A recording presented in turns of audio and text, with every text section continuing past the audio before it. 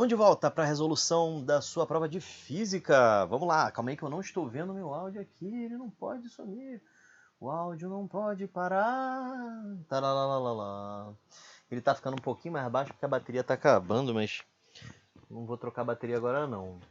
Tá, qualquer coisa você aumenta aí o volume.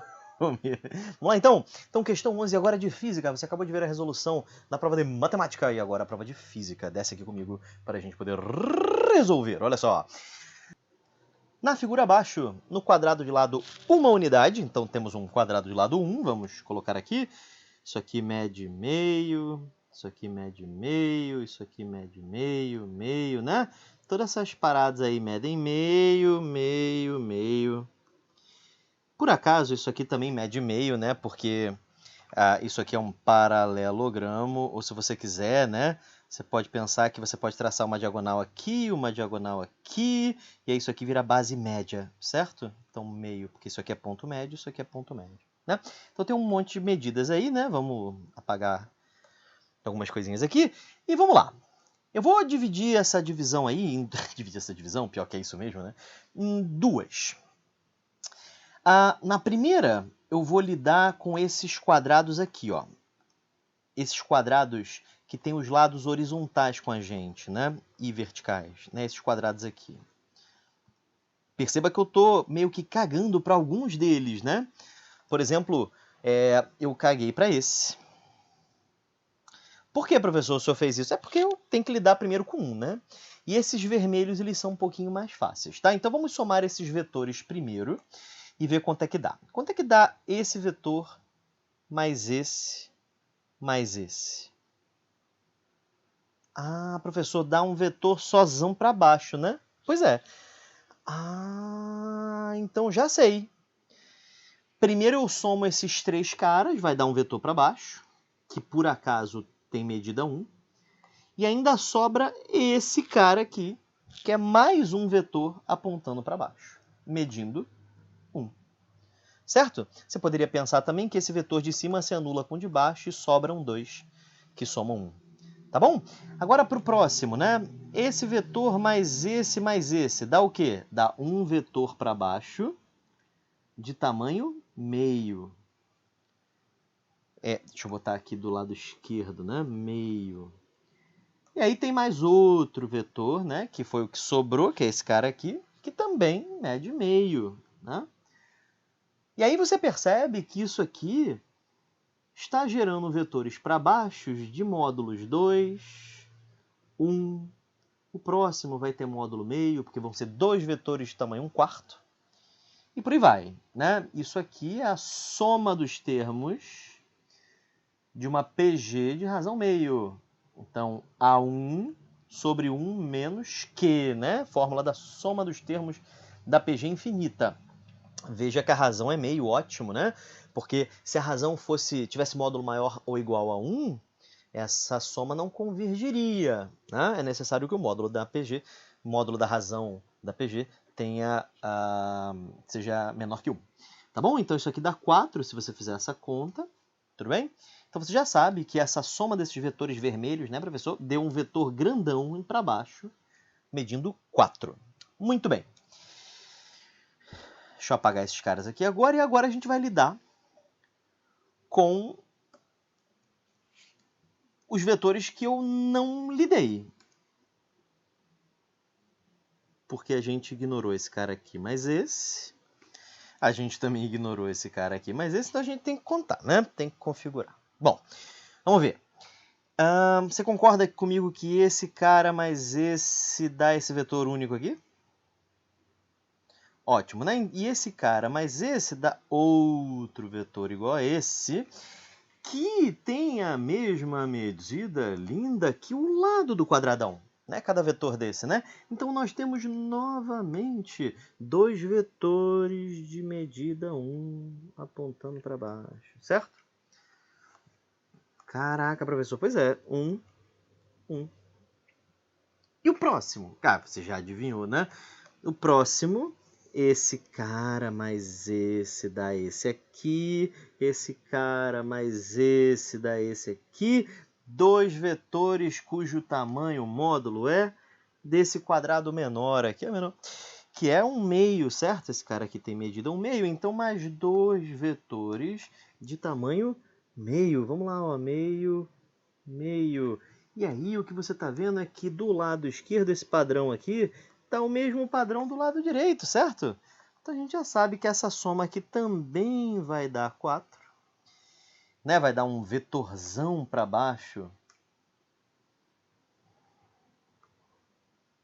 medindo 4. E daí, quando eu for somar esse cara com esse, né, porque eu quero o módulo da resultante, 2 vetores apontando para o mesmo lugar, o módulo é 8. E a questão está anulada. Não há alternativa que garanta, que permita essa resposta. Tudo bem? Beleza? A que mais se aproxima é a letra C. Então, pedindo a... Se fosse uma aproximação, seria a letra C. Muito bem, então vamos lá para a próxima, né? Questão... E ele diz que é a letra E, né? E não tem como ser a letra E. Bom, muito bem. A questão 12... Tá certo? Ah, tá certo. Muito bem. Uma parede é composta por 2 painéis adjacentes feitos de materiais diferentes. Os coeficientes de condutividade térmica e as espessuras dos painéis são λ1d1 e λ2d2. Então, isso aqui é a espessura de uma parede. Isso aqui é a espessura da outra. Tá bom? Tudo bem. As temperaturas das superfícies externas da parede são T1 e T0, sendo T0 maior que T1. Então, aqui está mais quente, enquanto que aqui está mais frio. Entendi, professor. Isso. Encontre a temperatura T2 do plano. Esse plano aqui, ó, entre os painéis. Muito bem, então vamos chamar essa temperatura aqui de temperatura T. E o que a gente sabe é que vai haver calor se propagando daqui para cá, certo? Porque essa temperatura quente e essa temperatura fria. Sim, então se propaga do quente para o frio. O fluxo de calor ele não muda. Sim, porque é uma mesma parede. Então o fluxo tem que ser o mesmo, tanto nessa distância λ2 quanto na distância λ1. Então a gente vai igualar os fluxos. Então o fluxo em 2 tem que ser igual ao fluxo em 1, certo? E como é que é a lei de Fourier, né? Para você abrir o fluxo. Lei de Fourier, né, professor? É o coeficiente de condutividade térmica vezes a espessura da parede, que aqui a gente vai considerar que é a mesma, apesar dele usar o termo espessura aqui, a espessura é aquela que representa um plano, né, perpendicular ao fluxo, ao movimento transversal, né? Então, se você tem uma parede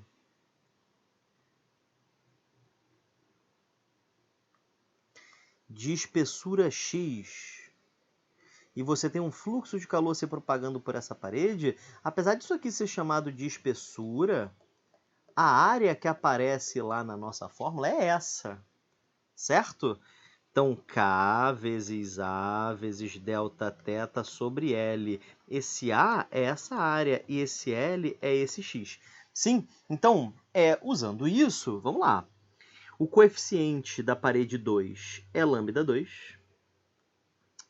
vezes o A, que é a área, é a mesma área, vezes a temperatura inicial menos a final. Isso aqui dividido pela espessura, que é D2. Esse é o fluxo na parede inicial, né? E na parede final, o fluxo tem que ser o mesmo, mas é óbvio que ele vai ser calculado de forma diferente. Vai ser λ1 ao invés de λ2, porque muda o material. A área da parede é a mesma e a temperatura inicial é T, a final é T1. Isso aqui dividido por D1. E agora meu trabalho é algébrico, eu tenho que isolar o T. Ok? Corta o A. Multiplica em cruz, isso fica lambda 2 d1 T0 menos T, que é igual a lambda 1 d2 T menos T1. Eu vou levar para outra página aqui para poder fazer a conta melhor, tá? Então, lambda 2 d1 T0 menos T, isso é igual a lambda 1 d2, d2 T1 menos T, não, T menos T1, certo? Muito bem. Distribui, isso fica lambda 2 d1 T0 menos lambda 2 d1 T. Aí eu vou distribuir aqui, passar o T para o outro lado, né? Então, menos lambda 1... Não vou fazer isso não. Vou fazer na ordem, né? Não estamos com pressa, né? Lambda 1 d2 T menos lambda 1 d2 T1. Certo? Muito bem? Então, vamos passar isso aqui para lá somando e colocar o T em evidência, né? Que é o que a gente está procurando, né? Ele quer a temperatura aqui, né? Onde eu chamei de T.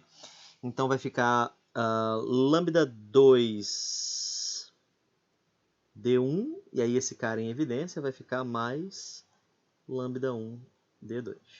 Muito bem? E do outro lado vai ficar esse cara aqui, ele permaneceu no mesmo lado, né? Então, lambda 2 D1 T0, e esse cara aqui passa para o outro lado somando lambda 1 D2 T1. E aí passa esse cara dividindo e você obtém uma das alternativas. Lambda 2 D1 T0 mais lambda 1 D2 T1 dividido por lambda 2 D1 mais lambda 1 D2. Seu gabarito, letra B de bola, né? Lambda 2 D1 T0 mais lambda 1 D2 T1, lambda 2 D1 mais lambda 1 D2. Exatamente, gabarito, letra B. Bom, questão 13. Vamos lá. Em experimentos clássicos realizados para medir a carga de um elétron, uma gota carregada de óleo é colocada entre as placas horizontais de um capacitor plano. Esse é o experimento de Millikan, tudo bem? Então, deixa eu colocar aqui as placas, as armaduras do capacitor, né? Beleza? Sob a ação de um campo eletrostático, a gota se move uniformemente para cima, cobrindo uma certa distância durante o tempo T1, ou para baixo quando o sinal da carga nas placas mudar, percorrendo a mesma distância em um tempo T2. Supondo que a força de atrito entre a gota e o ar seja proporcional à velocidade de queda, encontre o tempo T durante o qual a gota percorre a mesma distância após o campo estar desligado. Bastante informação, né? Bom, vamos lá, vamos começar a entender o que ele está falando, né? Então, a primeira coisa que ele diz é que a gota se move uniformemente para cima. Então, se o movimento é uniforme, né? Porque o que está sendo uniforme é o movimento, né? Muito cuidado para não achar que esse advérbio uniformemente está falando da variação. Não, ele está falando do movimento. Então a gente já sabe que é um movimento uniforme. Significa que a aceleração desses corpos, dessa gota, ela será nula. Ok? Então essa é a primeira parada. Bom, sob a ação de um campo eletrostático, a gota se move uniformemente para cima, cobrindo uma certa distância durante o tempo T1, ou para baixo quando o sinal das cargas mudar. E aí o tempo vai ser T2, percorrendo a mesma distância. Então vamos entender o que ele quer dizer com isso, né? Então essa gota ela pode estar subindo ou descendo. Calma aí. Ela pode estar subindo, mas ela também pode estar descendo. Tá? Forças que eu sei que agem sobre essa gota, o peso dela, que vai ser o mesmo para os dois casos, né? Peso, peso. Nós temos a força elétrica, que uma hora vai estar para cima, outra hora vai estar para baixo, né? Porque vai ter uma hora que eu vou inverter as cargas, né? E em qualquer um deles eu tenho uma resistência do ar. Aqui a resistência do ar vai estar para baixo, porque a resistência do ar ela sempre é oposta ao movimento, né? E aqui a força da resistência do ar vai estar para cima, novamente, sempre oposta ao movimento. Né? Entendi, professor. Então, força elétrica. Legal? E aqui, força elétrica, perdão. Resistência do ar. E aqui também, resistência do ar. Beleza? Muito bem. Então, nós temos aí nossas duas situações, né? Duas situações em que uma o corpo está subindo, a outra o corpo está descendo. Suponha que a força de atrito entre a gota e o ar seja proporcional à velocidade de queda. Quando alguém diz que algo é proporcional, isso significa que a força é igual a K vezes aquilo, né? Então, R é proporcional a V, certo? Uma função linear. Funções lineares são aquelas que se comportam de modo proporcional, né? Ah, tá, professor. Isso. Supondo que a força de atrito encontre o tempo t durante o qual a gota percorre a mesma distância. Então, o que está acontecendo é isso. Esse cara subiu uma distância ΔS num tempo t1. É isso? Deixa eu ver se é isso. Isso. E ele desceu ΔS num tempo t2. Legal? Muito bem. Na situação final que o problema nos apresenta, deixa eu apagar isso aqui. Na situação final, a gente tem a bolinha sem o campo elétrico ligado, certo? Então ela tem apenas o peso agindo sobre ela e a resistência do ar contra ela, né? Sim, professor. E aí, novamente, eu vou cair uma distância ΔS e eu percorrerei esse ΔS num tempo t. Eu quero que você relacione para mim t, t2 e t1. Tudo bem? Então, esse é o exercício. Vamos para o próximo. Tô brincando. Vamos fazer, então. Vamos fazer a questão? Então, vamos lá. Primeira coisa que a gente percebe é que se o movimento é uniforme, então, nesse primeiro caso, nós temos força elétrica igual a P mais R. E aí eu vou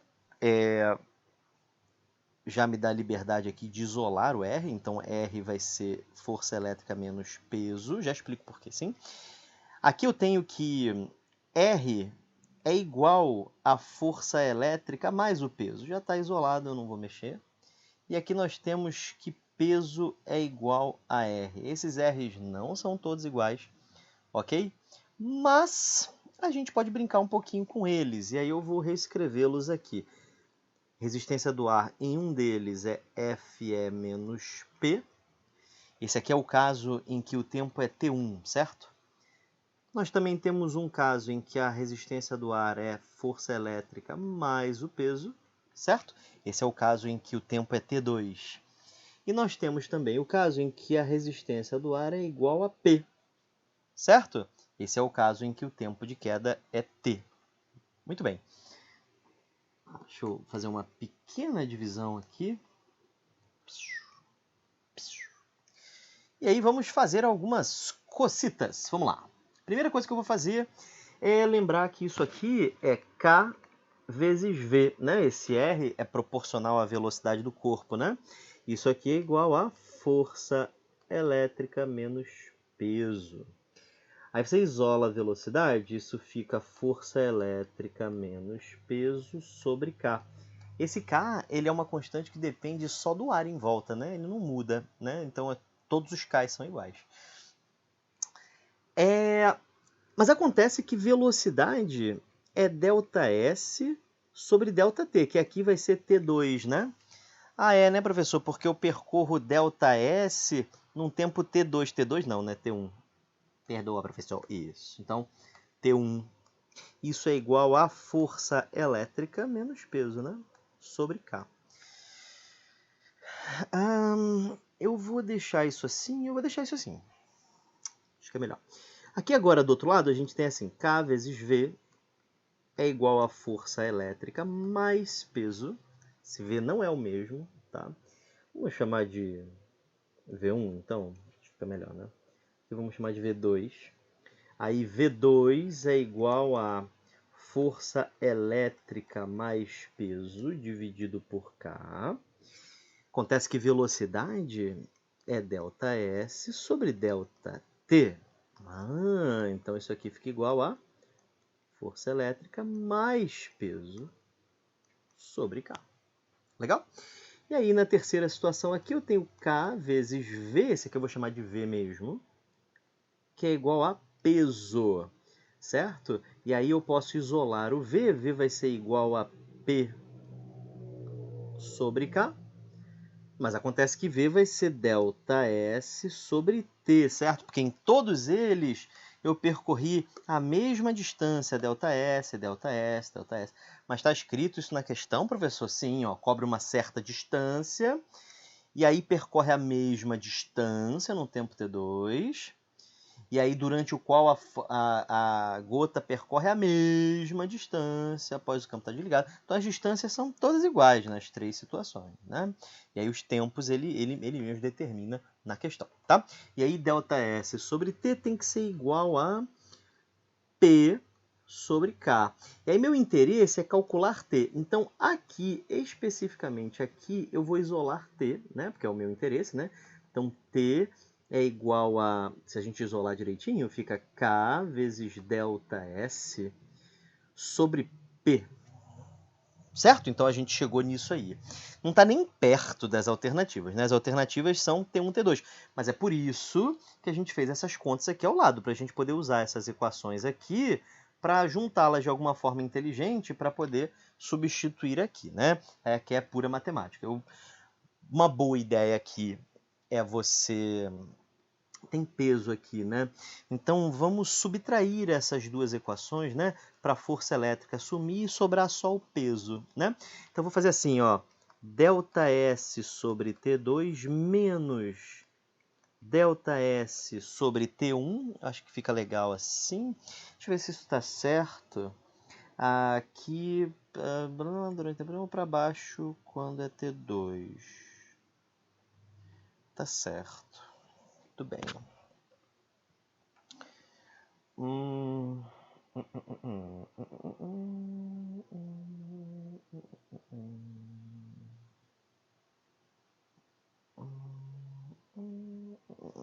Tá bom. Vamos lá. Vamos ver o que dá. Isso aqui fica força elétrica mais peso sobre K menos força elétrica menos peso sobre K.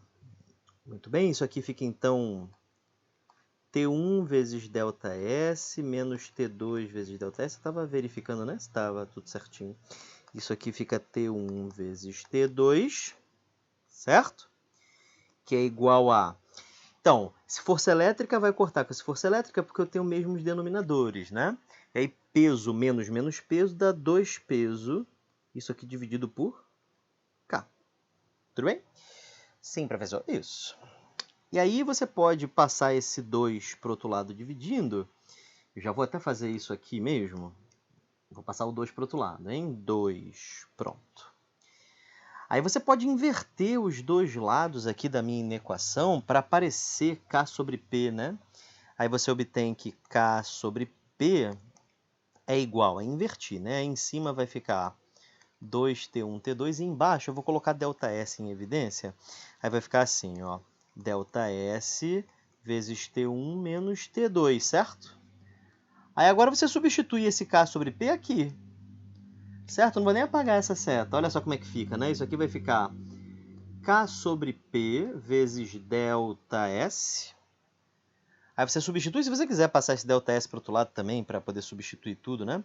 Mas vamos fazer os cortes aqui, né? Isso aqui fica 2T1, T2, dividido por ΔS vezes T1 menos T2, certo? Isso aqui vezes ΔS. Cortei ΔS com ΔS, eu encontrei que o tempo T é 2, T1, T2, sobre T1 menos T2. Isso corresponde à letra D de dado. Uma curiosidade sobre esta expressão é que isso pode ser escrito assim.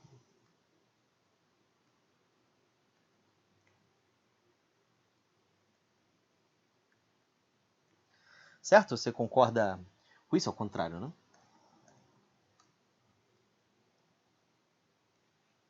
Do you agree?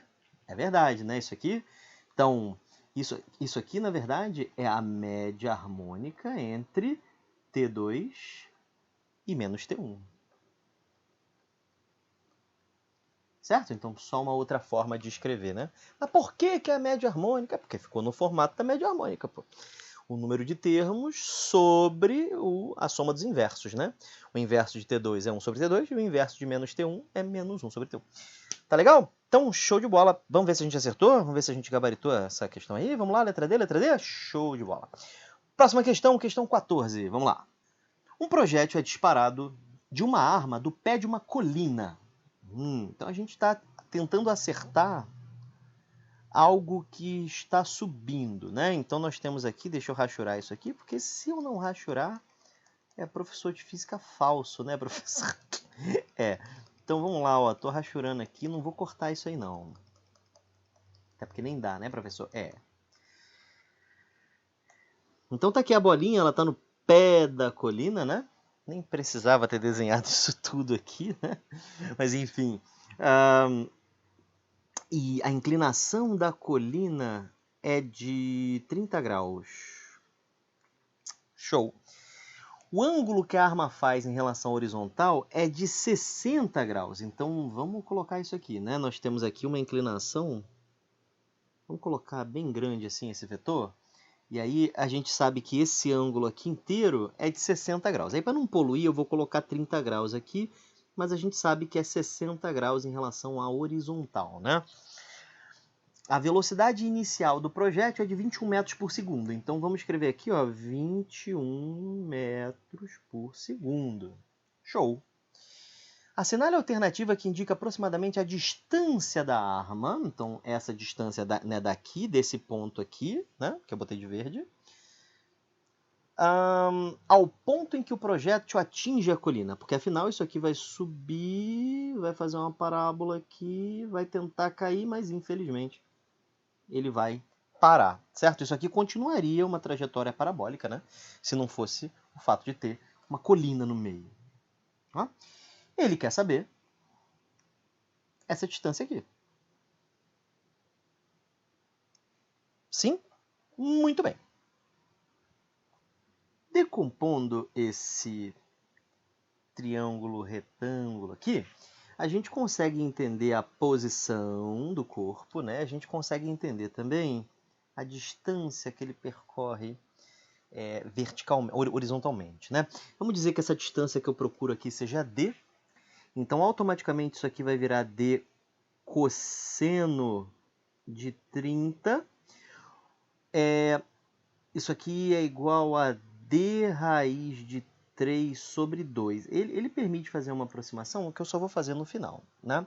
Se for necessária, né? Isso aqui mede D seno 30 e, portanto, isso aqui mede D sobre 2. Né? Beleza. E a gente também conhece as componentes da velocidade, né? Então, olha só, vou decompor aqui, aqui e aqui, e a gente tem duas componentes. Essa componente aqui, que é a componente vertical, deixa eu desenhar de novo, e a componente horizontal. Né? Muito bem, esse vetor vertical aqui é 21 seno de 60, né? O vetor vertical, 21 seno de 60, que é a mesma coisa que 21 vezes raiz de 3 sobre 2. Esse outro vetor aqui é 21 vezes o cosseno de 60, que é a mesma coisa que 21 sobre 2 metros por segundo. Aqui também metros por segundo. Tudo bem? Professor, por que isso aqui é metros por segundo, hein? Ah, é porque segundo a menos 1 é só trocar assim, né? 1 sobre segundo. E aí, quando multiplico 1 lá em cima, fica metro por segundo de novo. Tá bom? É por isso que isso aqui pode ser escrito como ms menos 1. Tudo bem? Beleza. Então, a gente já sabe que em x eu tenho que percorrer uma distância igual a d raiz de 3 sobre 2, enquanto que em y eu tenho que percorrer uma distância d sobre 2. Né? Então, vamos lá. A gente vai começar, talvez, em y. Acho que é uma boa ideia, né? O movimento em y ele quase sempre inicia a nossa questão. Né? Nesse caso aqui, meio que poderia ser em x também. Vamos fazer em x só para variar? Vamos fazer em x. Olha só. Horizontalmente.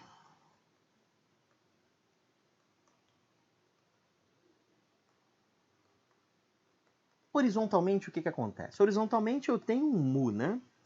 Por quê, professor? Porque não existe força horizontal, né? Como não tem força horizontal, o corpo está horizontalmente em equilíbrio. Né? Então não existe aceleração horizontal, o corpo está em mu. Professor, mas como é que o corpo pode estar se movendo em equilíbrio? Equilíbrio dinâmico, certo? Aceleração nula que caracteriza equilíbrio para corpos pontiformes. Ah, então, tipo assim, o corpo pode estar em movimento, está em equilíbrio. Exato, o movimento uniforme e retilíneo, né? Beleza, professor, entendi isso. Então, vamos lá. Então, já que eu estou em equilíbrio, então a velocidade em x é igual ao tanto que eu andei, que foi d raiz de 3 sobre 2, dividido pelo tempo, que eu não sei qual é, eu vou chamar de t. Tudo bem? Mas eu sei que essa velocidade aqui, ela é 21 sobre 2. Não é isso? Aqui, ó, 21 sobre 2. Então, eu posso cortar o sobre 2 com o sobre 2, e aí eu obtenho que o meu tempo ele é nada mais que d raiz de 3 sobre 21. Sim, então esse é o tempo que o corpo leva para poder cair, né? Professor, não concordo. Por que você não concorda? Porque isso foi o tempo que demorou para essa sombra chegar aqui. É, mas é um movimento composto, né?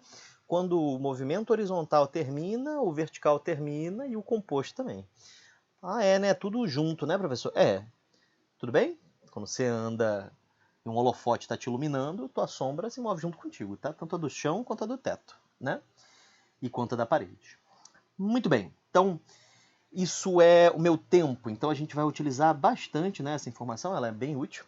Porque agora a gente consegue analisar o movimento vertical. Então, verticalmente... O que eu tenho verticalmente? Eu tenho um move, né? Vertical, né? O que a gente pode usar? A gente pode usar... Deixa eu ver... O que é melhor usar? Acho que ΔS igual a V0t mais AT ao quadrado sobre 2, né? Acho que é uma boa ideia. E aí eu vou fazer o seguinte, o meu referencial, o que eu vou adotar, ele vai ser bem clássico, né? Ele vai ser assim. Deixa eu pegar aqui uma setinha verde. Eu vou adotar um referencial com o eixo Y para cá e o eixo X para cá. Pode ser, né? Porque aí eu posso colocar que o corpo sai da origem, né? Um pouquinho mais fácil. Quem quiser também, ó, pode achar a equação dessa reta aqui, achar a equação dessa parábola a partir das fórmulas paramétricas, né? E iguala a equação da reta com a parábola. Você também vai achar o D, né? Então, beleza. Então, esse ΔS vai ser D sobre 2. Esse vai ser o meu deslocamento, né? D sobre 2. O corpo parte com uma velocidade inicial de 21 raiz de 3 sobre 2. Vezes o tempo, eu tenho tempo, né? O tempo é d raiz de 3 sobre 21. Mas A sobre 2, que aqui não vai ser mais, né? Vai ser menos, porque o eixo y está para cima, mas gravidade é um campo vetorial para baixo, né? Então isso aqui fica menos g sobre 2. Deixa eu botar o g sobre 2. G sobre 2 vezes t ao quadrado. T é d raiz de 3 sobre 21. Isso tudo ao quadrado. Legal? Então como é que fica isso, né? A gente pode fazer uns cortes aqui, esse 21 corta com esse 21, esse raiz de 3 corta com raiz de 3, né? Então isso aqui fica... A gente pode cortar os sobre 2 também, né? Tem um sobre 2 aqui, tem um sobre 2 aqui, tem um sobre 2 aqui. Então, isso aqui fica D é igual a 3D, porque raiz de 3 vezes raiz de 3 dá 3. E por que eu estou escrevendo de rosa? Não, a conta é de vermelho. Calma aí, pronto. D é igual a 3D menos G vezes. Aí um negócio meio feio aí, né? Isso aqui fica 3D ao quadrado sobre 441. É isso? Uau, professor, ficou bem feio, né? Aí a gente pode cortar alguns Ds aí, né? Vamos primeiro passar para cá. Deixa eu fazer o seguinte. Acho que eu vou apagar essa reta aqui. Ficou muito grande, né? Pronto, acho que ficou melhor. E eu vou continuar a conta aqui do lado, tudo bem? Então, vamos passar esse D para cá diminuindo. Vai ficar 2D é igual a... Do outro lado fica 3D ao quadrado G. Eu ainda não estou substituindo nada, só para, né, ficar o mínimo numérico possível, né? Fica mais fácil. Então, corta D com D. E aí agora a gente pode multiplicar cruzado. 3D vezes G é igual a 800... Não precisa de 800, né? Bota 441 vezes 2... Porque isso aqui é divisível por 3, né? A gente está perdendo isso, né? A gente não, professor. O senhor, isso. Então, isso aqui dá 1, 3 vezes 4, 12, 144, né? Porque é 21 vezes 21. Isso é 147, perdão. Não é isso? 147? 3 vezes 1, 3, 4, 3, 14, 3, 14. É isso aí. 147. Então, a gente já sabe que D vai ser igual a 147 vezes 2, que dá 2 vezes 7, 14. 2 vezes 4, 8, mais 1, 9. 2 vezes 1, 2. Se eu não errei conta, é isso. Dividido por G, que é 10. Deixa eu só ver se eu fiz certo. 2 vezes 7, 14. 2 vezes 4, 8. 9, é isso aí. Isso aqui dá 29,4 metros, que é aproximadamente 30 metros. Gabarito letra A. E está correto. Beleza? Então vamos lá para a questão 15. Bom, na figura abaixo tem-se duas esferas de mesma massa com quantidades de carga Q1 e Q2. Q1 maior que Q2. Tudo bem. A partir disso, qual a alternativa indica a relação entre os ângulos alfa e beta? Bom, isso aqui bem tranquila de fazer com energia, né? Mesmo que a gente ainda não tenha visto, é a melhor forma. Fora isso, a gente vai fazer muita conta. Então a melhor forma é a seguinte. Os corpos têm mesma massa, eles estão com as dimensões delas desprezadas, né? Não está sendo levado em conta raio nem nada. Então, nós podemos dizer que esses dois corpos estão em equilíbrio no mesmo campo gravitacional, certo? E aí o que acontece? O equilíbrio deverá acontecer, como as forças elétricas elas são opostas, né, e têm mesmas direções, né, elas não vão influenciar, mas o potencial gravitacional das duas tem que estar na mesma altura, porque a condição de alinhamento ela deve ser sempre perpendicular ao campo. Da forma que está, não está perpendicular, né, professor? Olha aqui o campo, né? O campo está aqui, mas olha como é que está a direção da força, né? A direção da força não, a direção das cargas, né? Passando pelas duas cargas. Nós não temos um ângulo reto. Deveria haver, né? As condições de alinhamento elas devem ser sempre perpendiculares aos campos. Isso, obviamente, quando os corpos estão imersos em algum tipo de campo.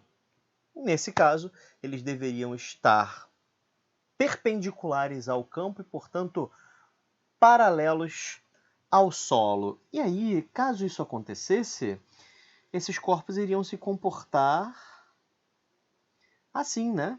E isso é o que, na verdade, está acontecendo. as cargas estão paralelas ao solo. E quando eu falo paralelas, eu falo a linha que as conecta, né? Certo? Então, por isso, alfa e beta são ângulos iguais. Beleza? Então, gabarito. Letra A, bem rápida essa, né? Tudo tranquilo? Então, vamos lá para a próxima questão. Questão 16, gabarito, letra A. Muito bem. Então, questão 16. Vamos lá? Então, desce comigo.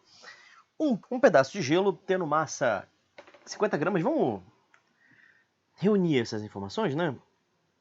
Então, nós temos gelo, uma massa de 50 gramas de gelo, a uma temperatura inicial de menos 10 graus Celsius. É colocado em um calorímetro, então nós vamos anotar aqui um calorímetro de latão de massa 200 gramas. Show! E meio quilo de água. Então, um calorímetro é um calorímetro que dentro tem água. Uma quantidade de meio quilo que a gente vai escrever simplesmente 500 gramas. E ambos estão a uma temperatura de 20 graus Celsius. Porque se a substância dentro do calorímetro é a água, ambos têm a mesma temperatura. Muito bem. Indica a temperatura θ da água no calorímetro assim que... eu tenho que fazer um comentário aqui, que é o seguinte. Essa questão está anulada porque da forma que está escrito não tem gabarito, tá? O que eu quis dizer aqui quando foi escrito eu quero saber qual é a temperatura de equilíbrio térmico. Sim, infelizmente fazendo assim não dá gabarito, mas vamos lá, vamos trocar isso aqui, né? Vamos dar um corte aqui. Eu quero saber a temperatura da água no calorímetro após o equilíbrio térmico. Beleza? E aí ele começa a falar das unidades de medida. Aí aqui vai uma dica.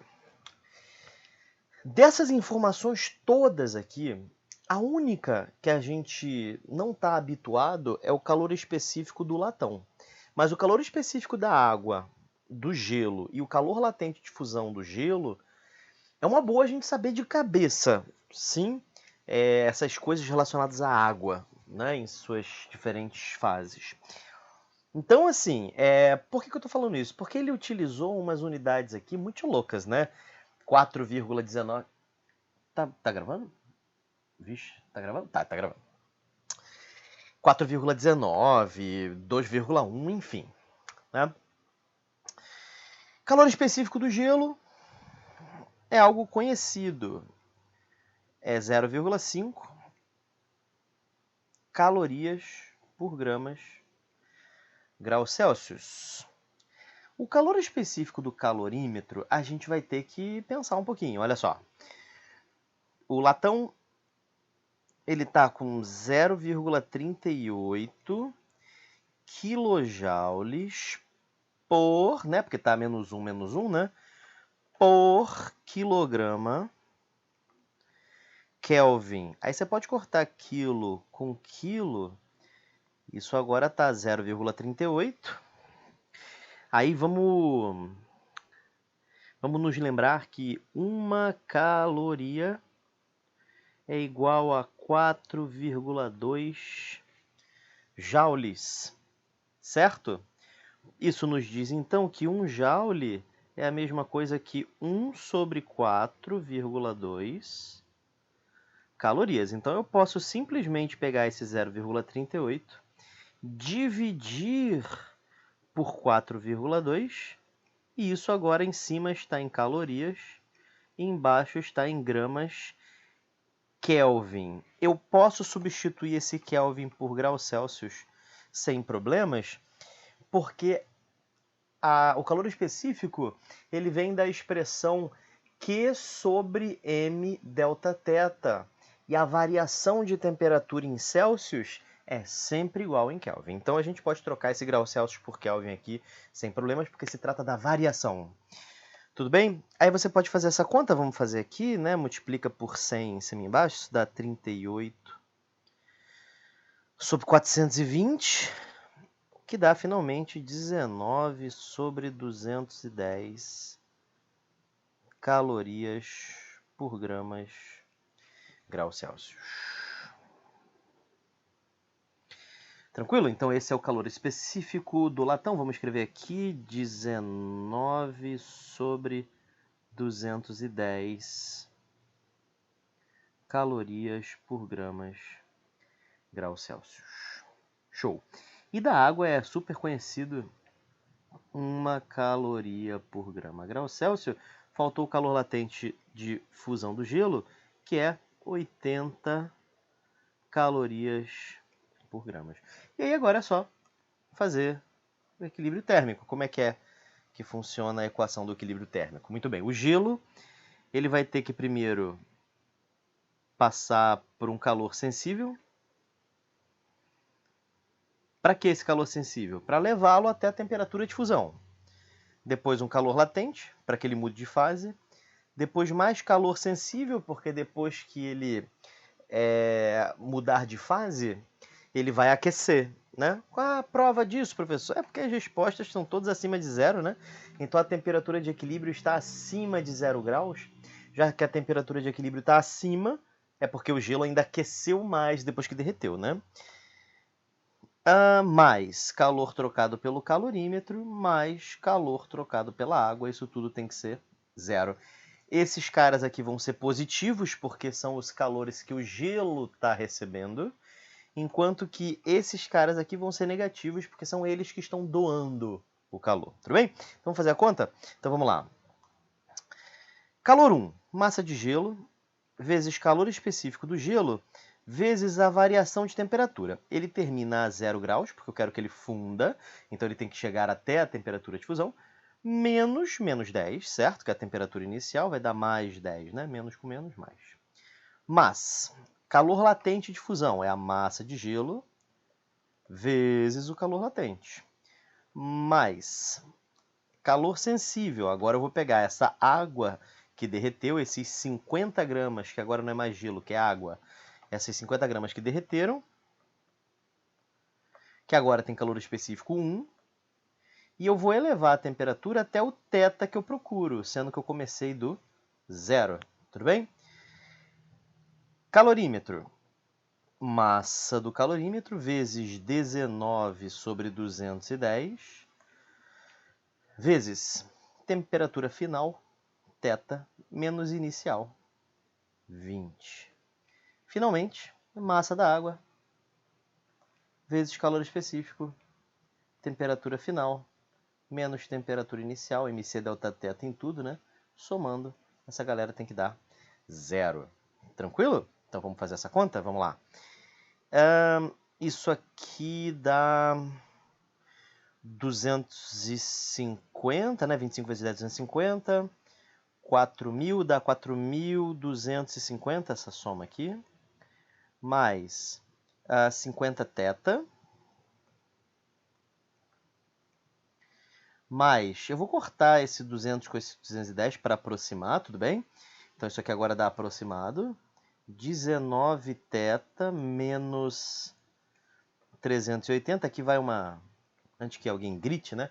Ah, por que você está cortando? Os números da questão estão muito decimais, né?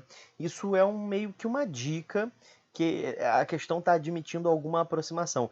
Eu devo encontrar algo perto de uma das respostas, né? Não exatamente a resposta. Tá? Menos 380 mais 500 θ menos 5 vezes 2 dá 10. E aí 3 zeros. Isso tem que ser igual a 0. Muito bem. Aí agora vamos lá. 50 mais 19 dá 69 mais 500, 569 θ. Aí agora 4.250 menos 380, isso dá 3.870, se eu não errei conta, menos 10.000, aí vai ficar menos 6, corta, vai dar menos 6.130, se eu não fiz conta errada. Passa para o outro lado, fica 6.130. Isso dividido, agora eu vou pegar a calculadora aqui, dividido por 569, θ é aproximando para cima, né? 10,8 graus Celsius, que está mais perto da letra E. Tranquilo? Muito louca a questão, né? Apesar de ser louca não pela física, né? Mas pela matemática, mas ainda assim ela está anulada. Beleza? Desce comigo para a gente ir para a próxima questão. Questão 17. Vamos lá. Uma questão que parece fácil, mas não é. Olha só. Com que velocidade mínima deve ser lançado um corpo de cima de uma torre de altura H para que ele caia a uma distância S do pé da torre? Antes da gente resolver, eu já queria dizer que a gente vai precisar de um fato geométrico, especificamente trigonométrico. E eu vou demonstrar esse fato com vocês, tá? Então, desce comigo, eu vou primeiro demonstrar o fato. Tá? Eu vou ocupar o segundo rascunho aqui, para caso eu tenha que fazer, porque a conta não é muito simples, tá? Mas eu vou precisar de um fato que é o seguinte. Eu vou propor o problema aqui primeiro. Qual o valor máximo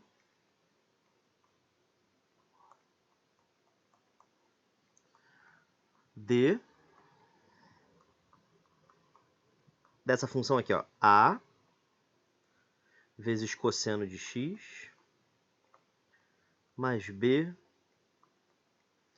vezes seno de x. Muito bem? Duas formas da gente resolver esse problema. Tem duas maneiras. Primeira, com cálculo. Deixa eu mostrar para vocês.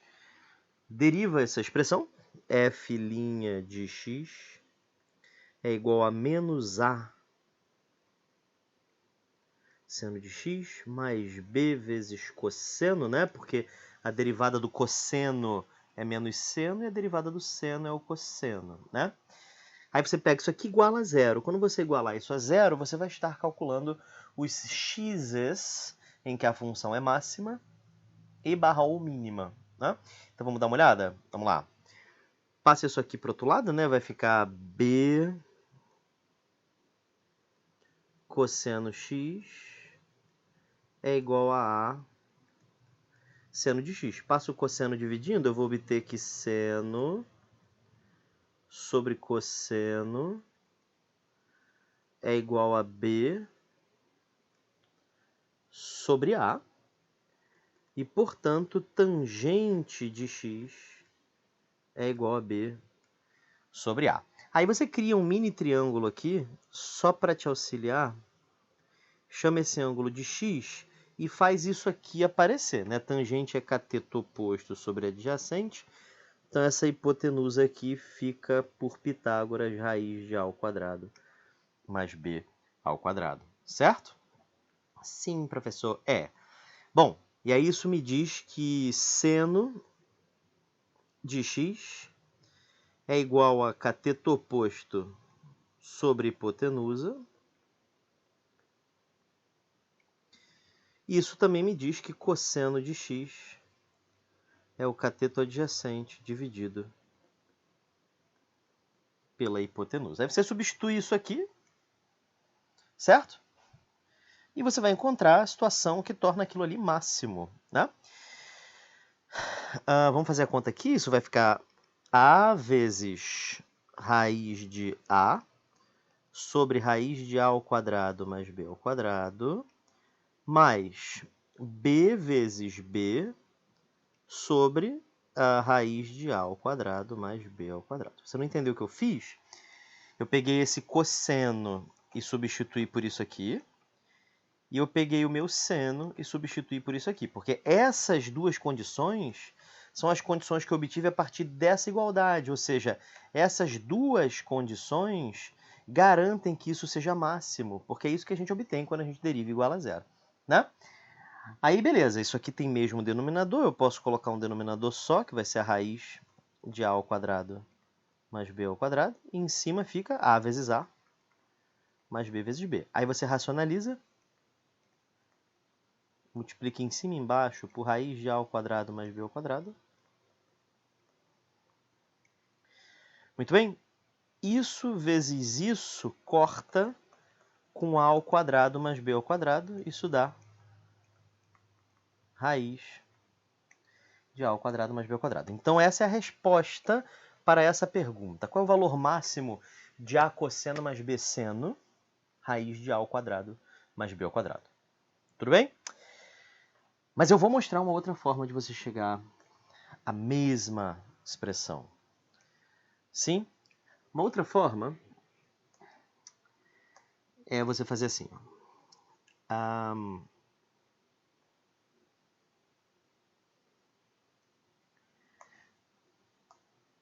No fundo é a mesma coisa, mas vamos lá. Chama isso aqui de A, chama isso aqui de B. Isso aqui vai virar a raiz de A ao quadrado mais B ao quadrado. Certo? Vamos chamar esse ângulo aqui de X. Então, o mesmo triângulo que a gente construiu aqui, né? Troquei os caras de lugar aqui, o A e o B, mas não tem problema não. Muito bem, então a gente obtém que nessa segunda forma de resolver, né, já que eu troquei os caras de lugar, seno de x é a sobre raiz de a ao quadrado mais b ao quadrado, e cosseno de x é b sobre raiz de a ao quadrado mais b ao quadrado. Tá bom? Então, show. E em que isso ajuda? Isso ajuda porque agora a gente vai manipular um pouquinho essa expressão aqui. A gente vai começar multiplicando essa expressão em cima e embaixo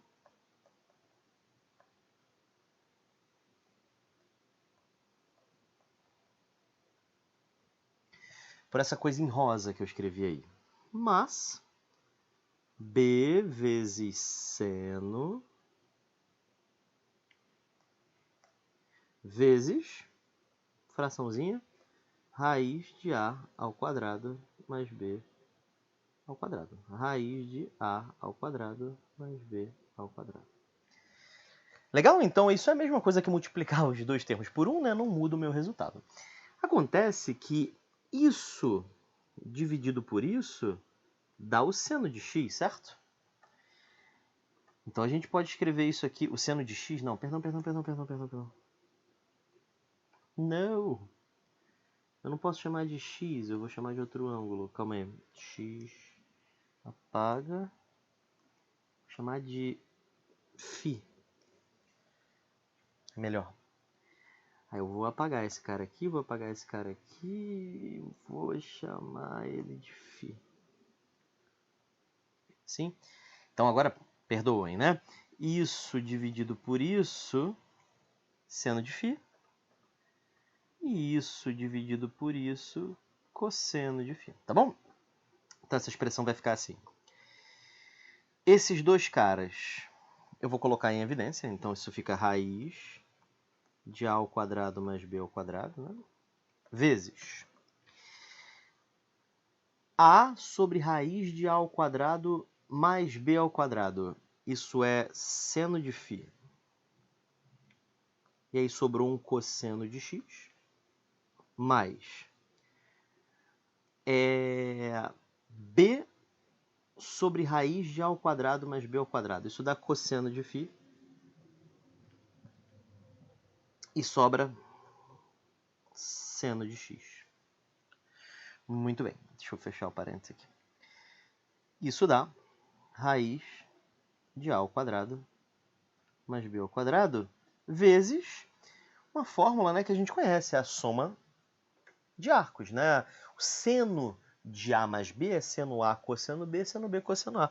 Isso aqui, então, pode ser escrito como seno de φ mais x. Legal? Então, a gente acabou de descobrir que f de x, na verdade, pode ser escrita assim.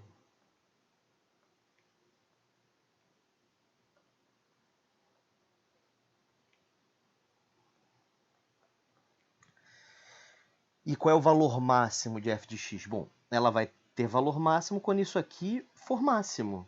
E o seno, ele vale no máximo 1. Então, a gente já sabe que esse máximo é a raiz de a ao quadrado mais b ao quadrado vezes 1, que dá raiz de a ao quadrado mais b ao quadrado.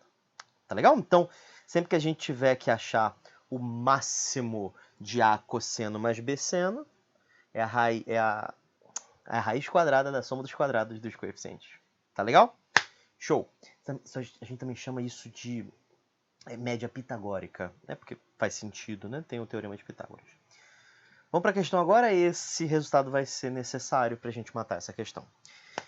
Questão 17. Com que velocidade mínima deve ser lançado um corpo? Vamos lá, deixa eu fazer aqui a minha frescura. Ai, que viadagem, hein, professor? E aqui tem uma torre. Aí tem um objeto no topo dela. Deixa eu arrastar ela um pouco mais para baixo. Isso. E aí ocorre um lançamento, né? Isso aqui eu vou lançar de alguma forma. Eu não vou lançar ela para frente, eu estou escolhendo para cima, só para o ângulo ficar arbitrário. A gente vai chamar o ângulo de θ, tá?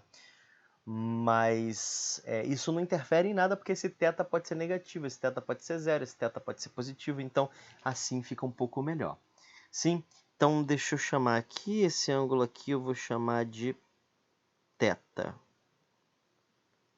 Show? Bom, vamos lá, essa velocidade eu vou chamar de v.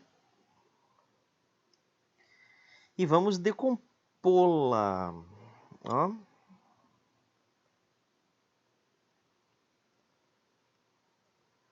Decompõe aqui, decompõe acolá. E aí nós temos duas velocidades, uma para frente e uma para cima.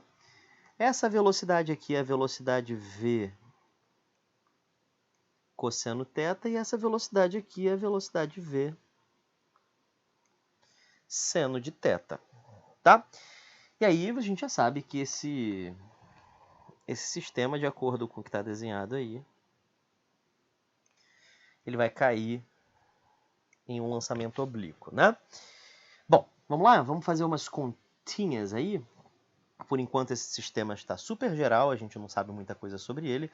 Ah, a gente também sabe, esqueci, né? Deixa eu adotar um referencial aqui. Esqueci de adotar. Vamos adotar um referencial... Deixa eu ver... Pode ser para cima, assim. Eu vou botar o 0 embaixo e aqui vai ser h, né? Porque a altura da torre é h. E essa distância aqui é S. Sim? Vamos lá, então? Seguindo. Primeiro vamos falar um pouco sobre a parte horizontal do meu movimento, né? Horizontalmente, a gente tem um movimento uniforme e essa velocidade v cosseno θ, quando percorre S, o tempo vira o tempo de queda. Então, aquele t que está ali embaixo é o tempo de queda. Porque, veja, eu estou com essa velocidade horizontal e eu percorri S, que é essa distância aqui. Se essa velocidade horizontal percorreu S, é porque o corpo caiu, certo? Sim? Como é que é, professor? Ok, então, fazendo essa conta, isso aqui fica... Eu vou isolar o t, sim, que é o nosso parâmetro. Isso fica S dividido por V cosseno de θ. Pronto, temos aí o nosso tempo. E na vertical, professor? Pronto, na vertical a gente vai ter que S é igual a S0 mais V0t mais AT ao quadrado sobre 2, certo? Posição final, 0. posição inicial, H. Velocidade, eu estou supondo-a para cima, então V seno θ, T, menos, porque a gravidade é para baixo e meu eixo está para cima, menos G T ao quadrado sobre 2. Tá? Substitui esse tempo aqui e aqui, né? Você vai ficar assim, 0 é igual a H mais V seno de θ vezes S sobre V cosseno de θ menos G sobre 2 vezes T ao quadrado, que vai ser S sobre V cosseno de θ. Essa é uma boa equação, porque tem o V aqui no meio, né? E esses V's, eles são aquilo que eu desejo minimizar. Quando você quiser minimizar alguma coisa, uma das primeiras coisas que você tem que fazer é isolar aquelas coisas numa equação. Então eu vou isolar isso aqui, eu vou isolar o V. Por enquanto eu não fiz nada demais, né? Agora a conta aqui vai ser um pouquinho algébrica, né? Não tem mais nenhuma física aqui por hora, né? Seno sobre cosseno é tangente, então isso aqui fica 0, é igual... Eu quero escrever tangente? Deixa eu pensar.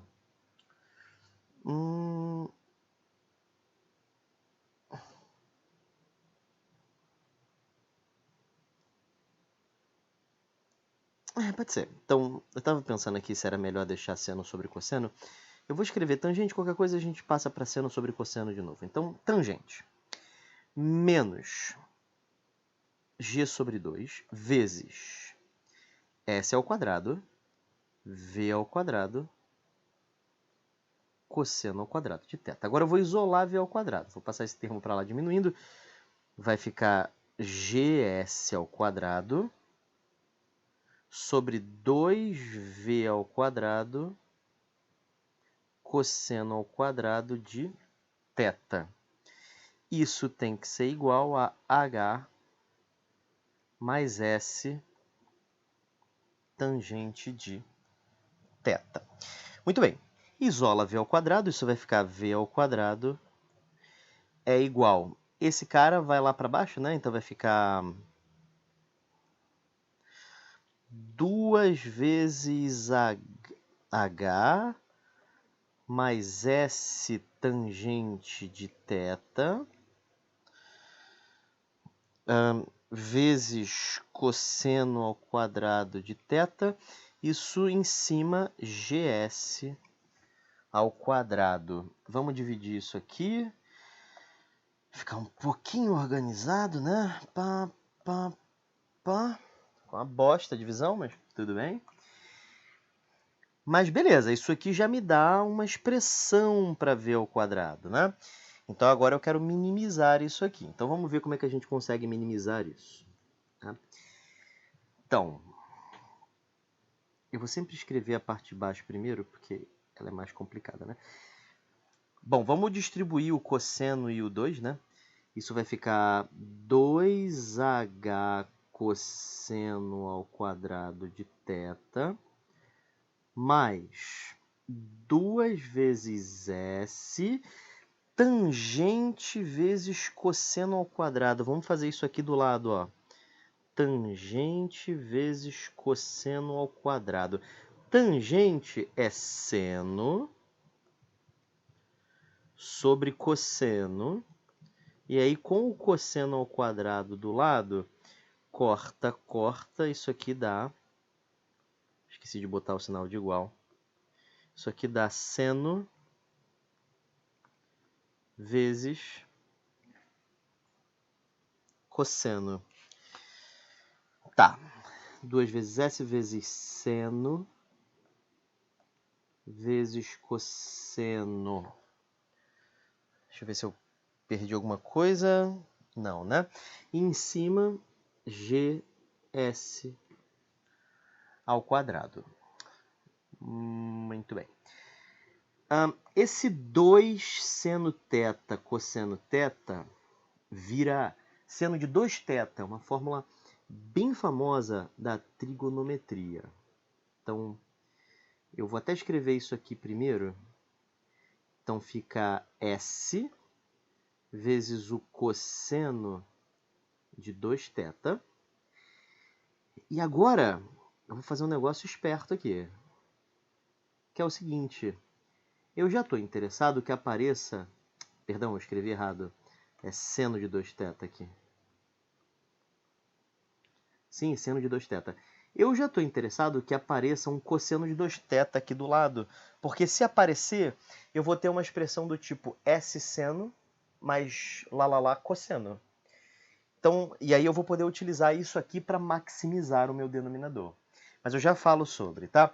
De início, lembrem do seguinte. Existem duas fórmulas. Uma que eu acabei de usar. Seno de 2θ é igual a 2 seno θ cosseno θ. É uma expressão famosa da trigonometria. Ela vem lá do seno de A mais B igual a seno A cosseno B mais seno B cosseno A. É só substituir o A e B por θ que vai chegar nisso aqui. O cosseno também, lembra? Cosseno de A mais B igual a cosseno A, cosseno B, menos seno A, seno B. Sim? Aí disso, você tira a seguinte expressão, que o cosseno de 2θ é igual a é igual a cosseno ao quadrado menos seno ao quadrado. Acontece que seno ao quadrado também tem uma expressão legal para ela. É 1 menos cosseno ao quadrado, certo? Porque seno ao quadrado mais cosseno ao quadrado é 1. Então, o seno ao quadrado é 1 menos o cosseno ao quadrado. E aí, substituindo isso aqui dá 2 cosseno ao quadrado de θ menos 1. Aqui vai um comentário. Você já deve estar me assistindo aí há muitas horas. E aí você fica vendo essas coisas, você deve estar se desanimando. Você não pode desanimar por uma coisa que você viu pouco. Ah, eu nunca vou conseguir fazer isso. Isso é só a tua cabeça dizendo, iludindo você, achando que você não vai conseguir. Você vai sim. Você está me escutando esse tempo todo para que depois você possa tentar refazer questão por questão. E caso você não consiga, você vai lá na minha resolução, no caso aqui na minha resolução, e aí você tira a sua dúvida, certo? Você tem o meu contato no Telegram, você pode postar aqui nos comentários do YouTube, do Telegram, da onde você esteja assistindo esse vídeo. Você vai ter lá, você pode acessar, pode me procurar, @italomarinhosb, meu Telegram, @profitalo. Você só vai lá e procura, tudo bem? Não vou perder mais muito seu tempo não, volta aqui. Então a gente acabou de conquistar a seguinte informação. 2 cosseno ao quadrado de θ menos 1 é cosseno de 2θ. Eu aqui tenho um 2h cosseno ao quadrado de θ.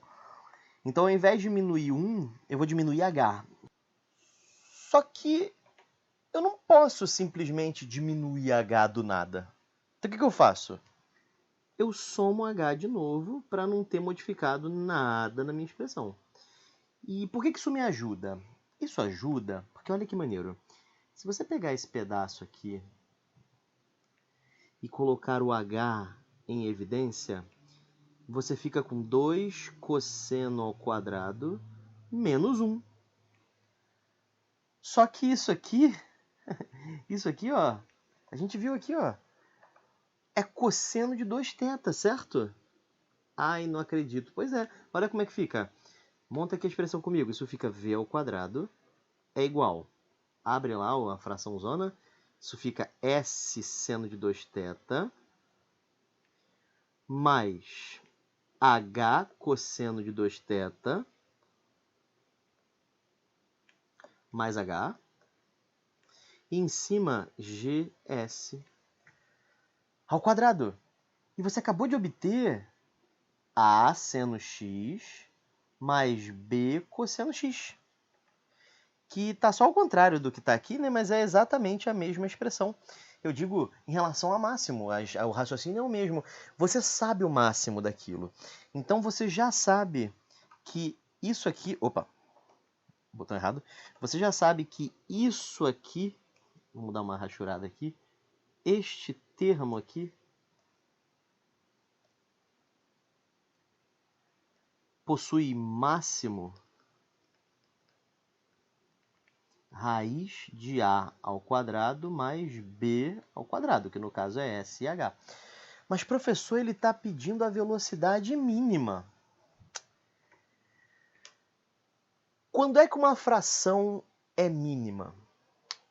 Quando o seu denominador é máximo. Isso é uma condição necessária, né? Não é suficiente, mas é necessária. Como aqui nessa expressão G é fixo e S é fixo, se eu maximizo o meu denominador, a minha fração é mínima. Então eu já sei que a minha velocidade mínima ao quadrado, ela vai ser simplesmente G S ao quadrado sobre raiz de S ao quadrado mais H ao quadrado mais H. Veja que essa expressão eu transformei no máximo para que isso aqui fique mínimo. Beleza? Tranquilo? Agora a gente precisa racionalizar isso aí. A gente pode racionalizar multiplicando em cima e embaixo pelo conjugado disso aqui. Então vamos lá, isso fica raiz de S ao quadrado mais H ao quadrado menos H. Aqui fica raiz de S ao quadrado mais H ao quadrado menos H. Isso dá... calma aí. O quadrado do primeiro vai sumir a raiz menos...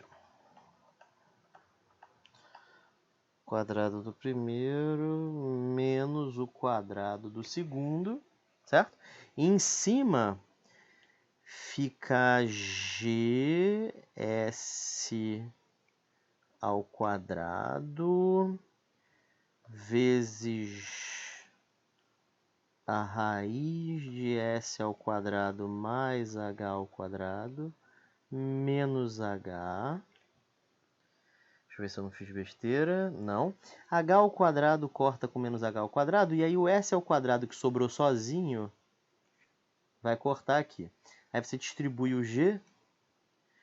Aí você encontra que velocidade mínima ao quadrado é igual a G raiz de S ao quadrado mais H ao quadrado menos GH, certo? Distribuir o G aqui e o G aqui. Aí você passa o quadrado para o outro lado. E você obtém o gabarito, que é a letra C.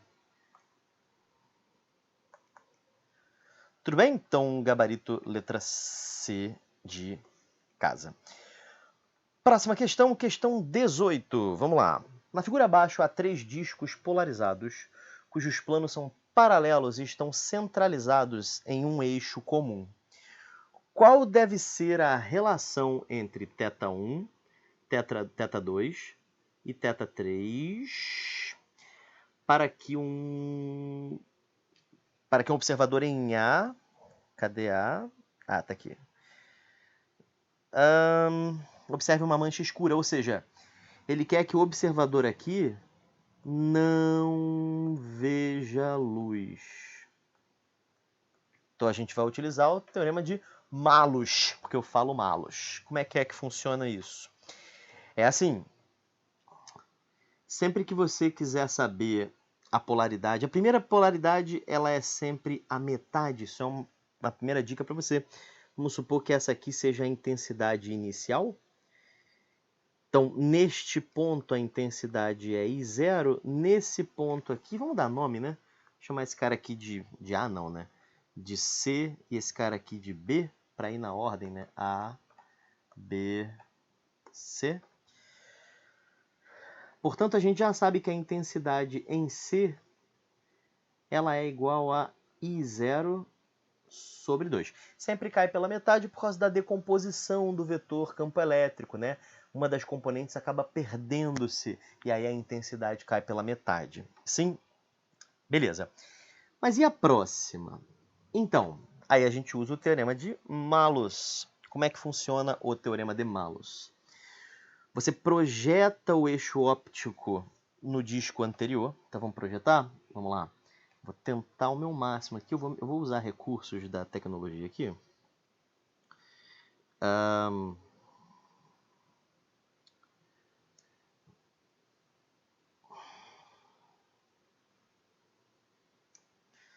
Certo? E aí você já percebe que o eixo óptico antigo já está aqui, certo? Então, eu nem precisava ter feito isso, né? O eixo óptico já está aqui, eu nem vi.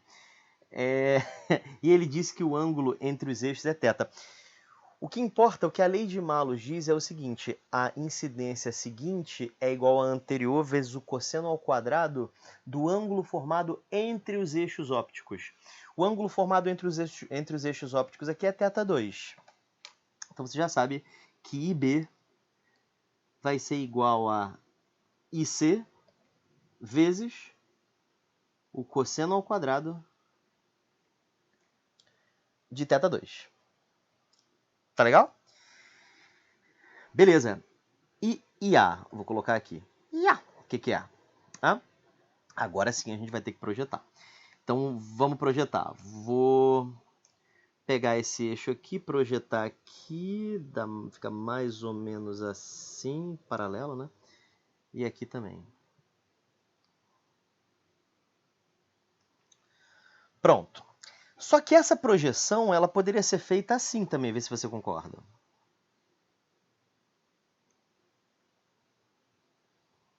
Vou fazer um negócio legal aqui, calma aí. Na verdade, deixa eu fazer em cima também um negócio legal, acho que vai ficar um pouquinho melhor de se ver, que aqui é pontilhado, certo? Porque tá lá atrás, né? Aí deixa eu fazer aqui também. Mais ou menos aqui. E aí tem mais um pouquinho aqui.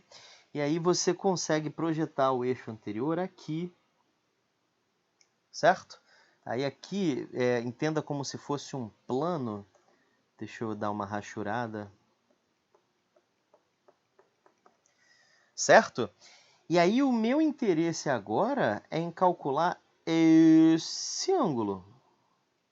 Esse é o ângulo que eu vou utilizar na lei de Malus. Então vai ficar assim, IA é igual a IB vezes o cosseno ao quadrado desse ângulo φ aí. Certo? Pô, mas eu sei calcular esse ângulo φ. Porque eu sei que ângulo é esse. Você sabe, professor? Sei. Ele é θ2 mais θ1, certo? Aqui, ó, θ2 mais θ1. Ah, então eu já sei, professor, porque se tudo isso aqui é θ3 e esses dois caras somados são θ1 mais θ2, então eu já sei que φ é θ3 menos θ2 menos θ1. Então isso aqui fica IB vezes o cosseno ao quadrado de θ3 menos θ2 menos θ1. E o que eu preciso que isso aqui dê? Eu preciso que isso aqui seja igual a zero, porque eu quero que não chegue intensidade luminosa em mim, né, lá no ponto A. Então isso aqui tem que ser zero. Mas como é que a gente faz para um cosseno ser zero? Basta que a gente force que θ3 menos θ1 menos θ2 dê 90 graus, certo? Isso aqui tem que dar 90, porque o cosseno de 90 é zero, a intensidade luminosa lá pela lei de Malus vai ser zero, gabarito letra E de helicóptero. Tô brincando. Beleza? Show de bola? Então, próxima questão, questão 19. Vamos lá? Penúltima questão. Lembrando que a questão 20, eu não vou nem mexer nela porque ela está anulada. Não tem informação suficiente, né? Deu uma loucura aqui no curso e a gente esqueceu de colocar as informações. Mas se relaxa, vamos lá. Questão 19, desce aqui comigo. Um espelho plano está colocado em frente a um espelho côncavo. Então, esse aqui é um espelho plano e esse aqui é um espelho côncavo. Professor, mas escola não cai, óptica. Eu boto óptica nos simulados da escola porque as pessoas que vão prestar escola às vezes querem prestar AFA, às vezes querem prestar EFON, e aí está aqui. Ah, eu não gosto disso. Segue a sua vida normalmente. A vida é para todos. Então, olha só, desce aqui.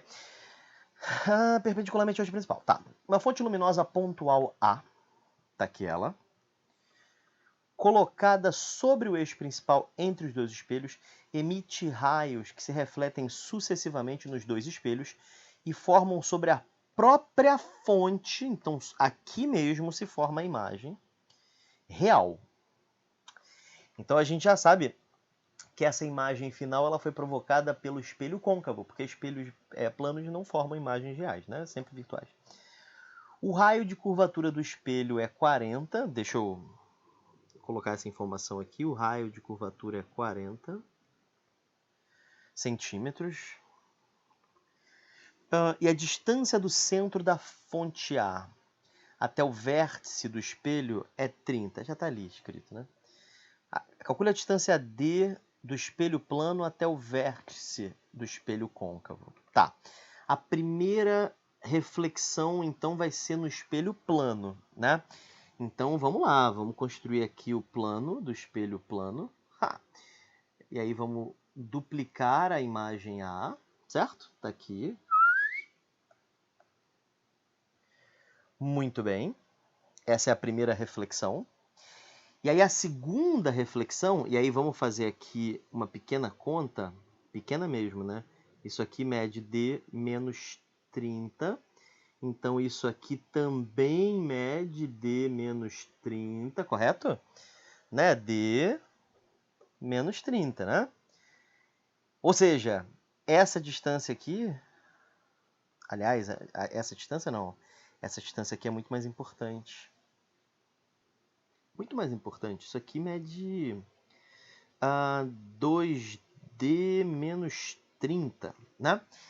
E veja que essa é a distância do objeto até o espelho, certo? Então, isso é o meu P. Sim, P é igual a 2D menos 30. Esse é o objeto, né? Não é mais esse não, professor? Não, porque primeiro teve essa reflexão. Esse virou o objeto que vai refletir no espelho côncavo, e aí, a partir das suas propriedades esféricas, vai cair exatamente no ponto A. Então, vamos ver como é que fica? Bom, a gente sabe a distância focal. A distância focal é a metade do raio, 20. Vai ser positiva, porque o espelho é côncavo. Pelinha é 30, positiva, porque a imagem é real, né, professor? Pelinha é onde cai a imagem cai em cima do próprio objeto inicial. E aí, você tem duas alternativas. Você pode usar aqui 1 sobre F é igual a 1 sobre P mais 1 sobre Pelinha, a fórmula da fimose, né? Ou você pode usar o fato de que menos Pelinha sobre P é igual a F sobre F menos P, que é a fórmula do aumento linear, né? Dois aumentos lineares calculados iguais. Então, a gente pode só usar essa fórmula aí. Eu vou usar a da esquerda porque é mais famosa, mas eu prefiro a da direita porque ela é mais multiplicativa. Mas vamos lá. Isso fica 1 sobre 20 é igual a 1 sobre 2D menos 30 mais 1 sobre 30. Não é isso? É isso? Isso. 1 sobre 20 menos 1 sobre 30 dá 1 sobre 60. Isso é igual a 1 sobre 2D menos 30. Multiplica em cruz. Eu encontro que 2D menos 30 é igual a 60. Portanto, 2D igual a 90. D igual a 45 centímetros, gabarito correto. E como eu expliquei, essa questão aqui ela está anulada, ela não tem gabarito, e assim a gente finaliza o nosso simulado. Muito bem, meu jovem querido, minha jovem querida, esse foi o nosso simulado de Escola Naval. Que aula gigante, que resolução gigante, mas é porque eu quis explicar passo a passo cada item do simulado para você. Tudo bem? Um grande abraço para você, meu jovem, minha jovem, fique com Deus e até a próxima. Fui!